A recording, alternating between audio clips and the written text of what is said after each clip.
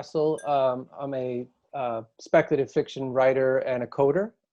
Three of my short stories were finalists for the Nebula Award, and one of them was a finalist for the Eugie Foster Memorial Award.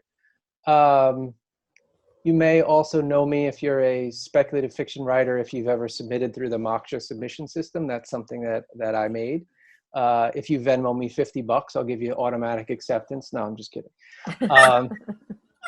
And I also co-host the Fantastic Fiction at KGB Reading Series in Manhattan, which right now is doing this. We're doing it virtually instead of in person. So if you couldn't make it to New York City before, now you can come to the readings. And we're having one actually next week, the 20th, 7 p.m. Eastern time. But it's going to be on YouTube so that you can view it anytime if you can't watch it that particular time. And our readers will be Leanna Renee Heber and Alana C. Meyer. So my approach to this topic is sort of roundabout in that my favorite film growing up was Blade Runner.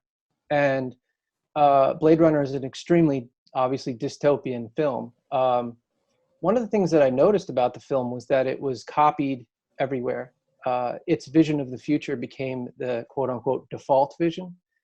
And I started to realize that we basically fetishized dystopia. Dystopias became cool, they became sexy.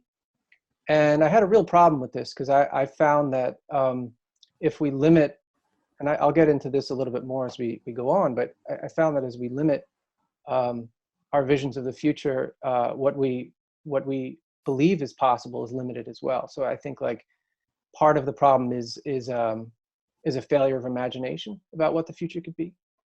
So especially in my more recent fiction, I've been intentionally trying to counter that default dystopian narrative.